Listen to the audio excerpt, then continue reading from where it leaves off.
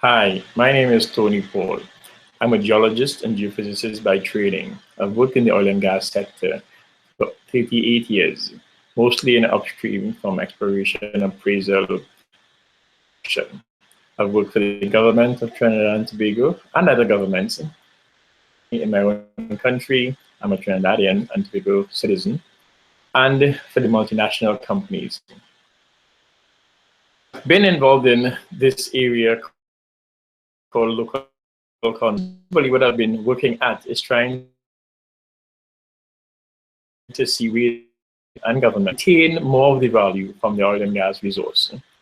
The focus, of course, is using the activities of the sector to get more of the spend to stay in country, which is typically called local content, or for using it to build capacity that can be transferred to other sectors so the economy as a whole can benefit from the skills, knowledge, and processes of the oil and gas sector.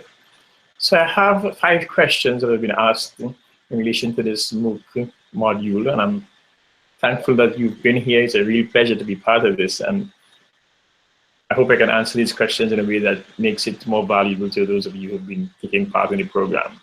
The first question, and it's one of measurement, and there were 2 or 3 about measurement, is how can one measure the depth of the supply chain in terms of local content?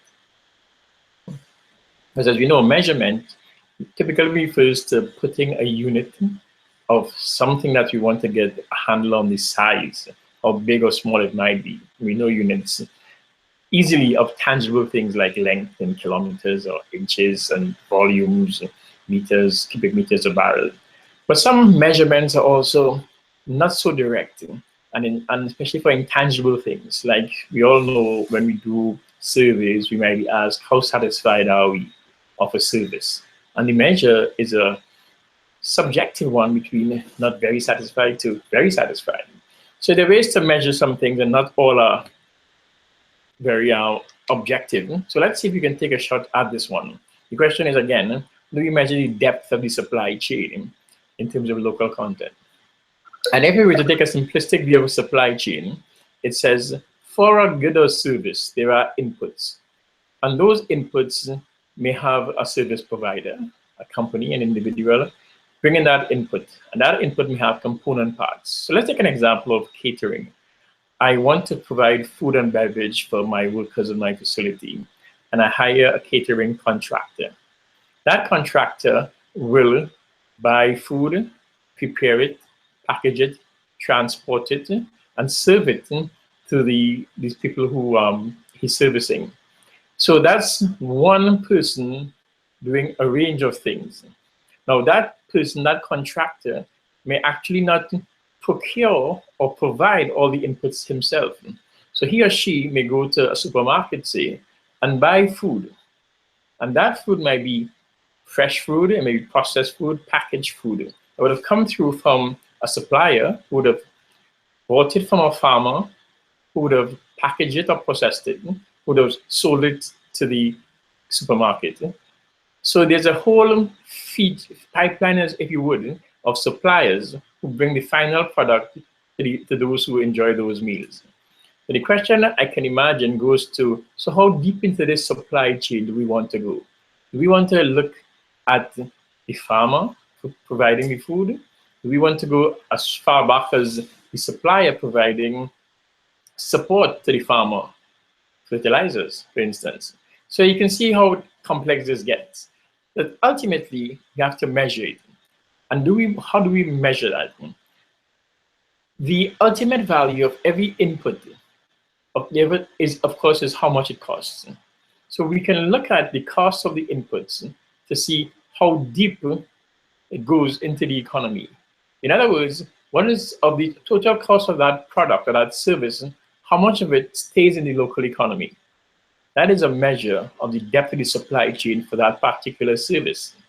Now, if we're looking at it from the angle of the multiplier effect and the benefit, for instance, to farmers, then it's a different measure as to how many steps from the final product we're trying to measure. And that may be more subjective or not. So it is quite complex, but I think we always have to answer these questions from the point of view of what are we trying to achieve? What is the objective of local content? And that comes back again to another definition of local content. And the one I favor is one that says, what do we measure? What do we measure is the amount of the value of the end product that stays in the local economy, as I said before. And that then gives us a way to measure the depth of the supply chain. The supply chain can be measured in terms of the value, and we could say it's 80% of the value of the product, for instance, because some of the raw materials or the inputs that have been imported into the final product. That is one way to measure it. We can argue, or we can say, and again, I'm not a supply chain specialist, but what we can say is how many stages of the inputs can come to. I'm not sure how valuable that is in terms of defining what value we get for the inputs and that we retain in the local economy. So a little bit roundabout, but I hope it helps answer that question. Second question is what, and in fact, I'll skip this one and go to another one that speaks about measurements, so we can keep on that theme. And I'll come back to the second one. It says, how can one measure diversification effect to the economy coming from the local content policies? And that really speaks to the objective, again, of local content. As we say, one of the objectives is to retain value from the spend in the local economy. Another objective is to use that spend and those activities to build up the supply chain and to build those parts of the supply chain that can support other parts of the economy. So using, again, that analogy of the catering, a part of the supply chain is the farmer and agriculture. And if you want to get good quality product to the end consumer, then we want to get good food, good fruits and vegetables from the farmer. So if the industry has a high standard, as it does, and demands high quality and efficiency, then the industry has an opportunity to impact the quality of agriculture for those foods and products, those foods, goods and services that the farm provides. Now, that can be taken to other sectors of the economy, other areas of service. The oil and gas sector, for instance, uses a lot of engineering and fabrication skills and services. What if the industry were to increase the input to the sector by adding new skills, new equipment, new technology, new know-how, and increasing the standards by having the products being delivered by people who are certified to a certain level of capabilities and competencies. And then those engineering skills, for design engineering, for instance, can be transferred to other projects, other industrial sectors that use design engineering for manufacturing, for food processing, for power. So the engineering capacity can improve. So the question asked is, how do we measure diversification effect? And I think, again, it's a tough one. And we should really think about how much of another sector can be impacted. And let's measure that in terms of what do we add to the economy that can be used by other sectors of the economy. Let's take an example of that. So we're looking at building engineering, for instance. What are we adding to the engineering capability of the country? And we say, what are the inputs to engineering, to the service of engineering? It is, of course, skilled people with different disciplines, different levels of certification. It could be technology in terms of equipment, software, hardware. It could be in terms of work processes, how engineering design is done, for instance. So if we can measure the level of increase in those different inputs, then we can say this is how we measure the impact of the input into the impact of other parts of the economy.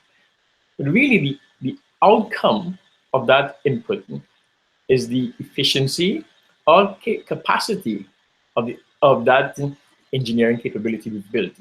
So it is quite difficult to actually measure it, but now we can have a way of saying, what do we need to look at to determine whether or not we're getting an impact on diversification. And then we can go to simpler ways of measuring it, saying, what engineering skills have we added that weren't there before? What technology have we added that wasn't there before that can be used by other sectors.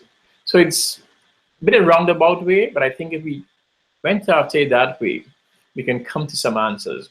So what I, I hope you're seeing coming out here is that it really takes a deep analytical approach to understand what the component pieces are, how they fit together, and how they impact or how they are valued, so we can get a way to measure.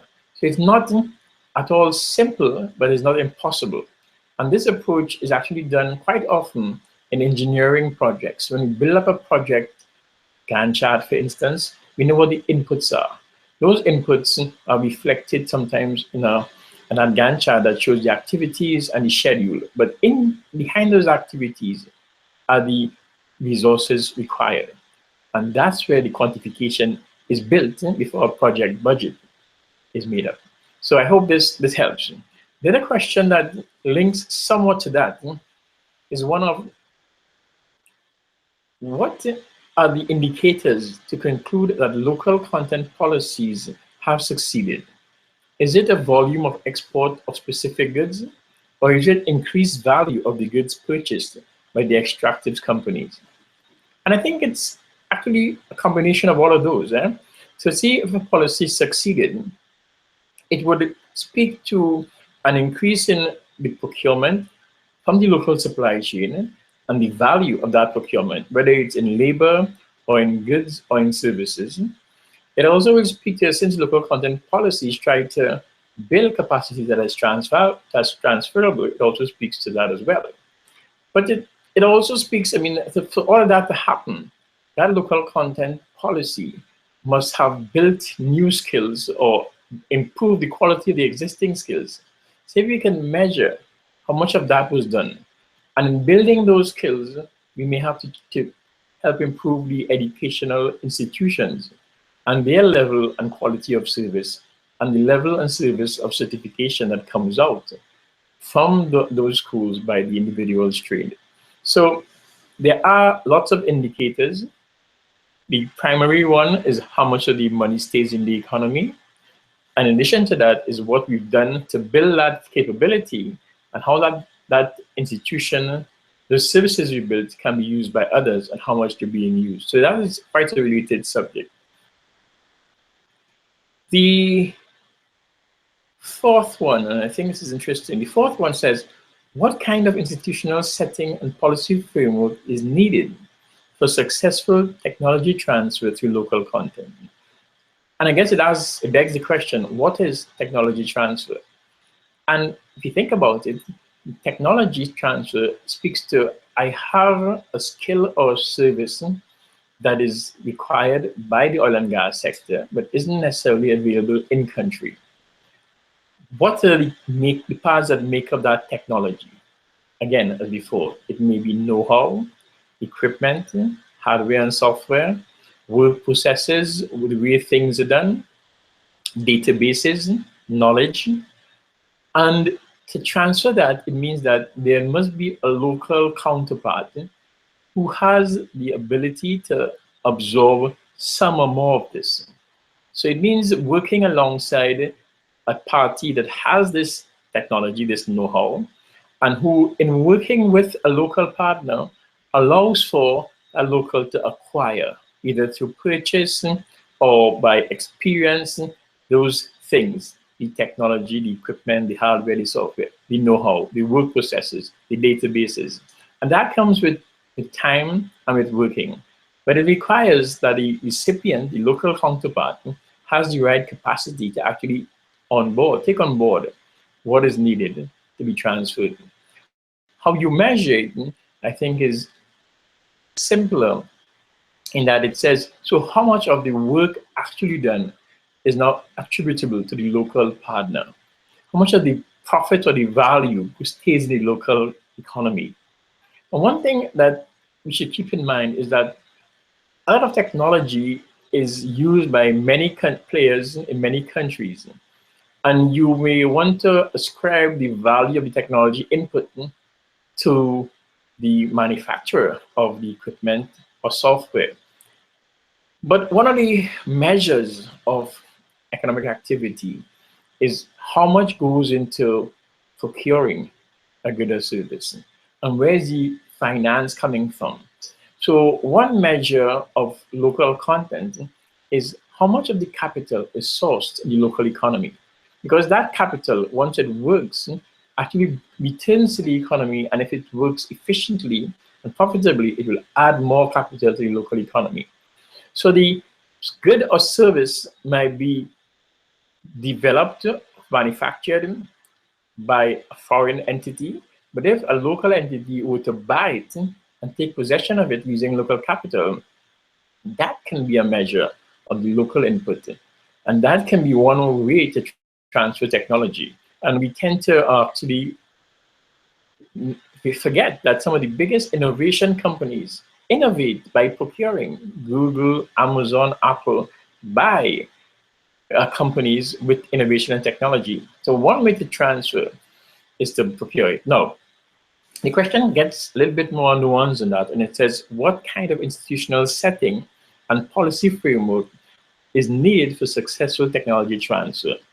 So, institutional frameworks tend to include a policy that drives some kind of implementation mechanism through legislation, regulations, and an institution whose role it is to oversee the implementation.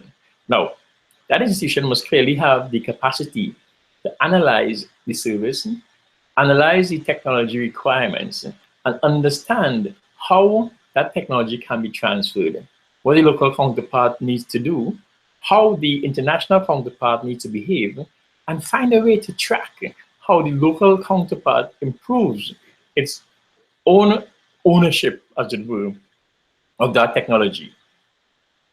So the institutional regulator must have the capacity to analyze and measure the performance in this regard. Of course, the policy framework will require some almost compulsory transfer of some technology and know-how. That may be difficult in circumstances where technology is scarce hard to come by, scarce or proprietary, and international players may not want to create competitors or give up an advantage. And it's not something that can be forced. Some areas of technology actually are transferable because they are not proprietary. They may be used by multiple players. So you can find ways to get into getting technology that is transferable, or some components. So we may not have the software transferred, but we may have the workflows and the understanding of the databases, or build our own databases, for instance, that will contribute to technology transfer. So again, the regulator needs to understand what is transferable and how to transfer it. But for this to really work, we have to recognize that a country may or may not want everything, but which are the ones that you want, and how do you go about choosing those and getting mechanisms in place to have those transferred? And that's where the policy regime must point in the direction of the highest value added, and therefore the kinds of technologies that are required to be absorbed into the local business systems to get the value that we're looking for. So that's the fourth question. The fifth one is interesting, and I'm not sure if I know how to answer this best, but I'll read it as it came to. It says, what should be done by the governments who spend too much in booms and left with nothing in decline prices? How do they protect the local content to be on the safe side of the economic risk? So this sounds to me like a question: how do we build capacity, have local goods and services provided during boom times, and when the country doesn't have the revenue from high oil prices, high commodity prices, being low price, how do we use local content to capture more value? Well, for local content to be done well, we must aspire to build local companies who are efficient and competitive, who can stand on their own. In boom times, governments should be compelled through policy implementation to invest in improving capacity and to ensure that the local content isn't subsidized. Now, I'm not saying that there isn't a need for investment in building capacity, but it must not be built to be inefficient. And if we can find a way to make local content efficient, to make companies competitive. I think in low price times, they have an advantage in that because they're indigenous, because they haven't got to carry the cost of lots of expatriates who are expensive, you will find that they can be competitive and add value and offer services in low price times. So it's a tricky situation again, but it requires a good approach to the institutional design for the regulator, the way the regulator manages the sector, and the way we set about putting measures in place to ensure that we build efficiency into local suppliers. I hope these answer those questions. They are quite tricky and requires a lot of in-depth analysis as I've described. So I may actually present more questions than I provided answers. But I do hope they helped. And I thank you again for listening to this session. I hope those helped you as well. I wish you all the success and continued enjoyment of this MOOC program. Thank you. It's been a real pleasure, and I wish you all the best. Enjoy the rest of your day.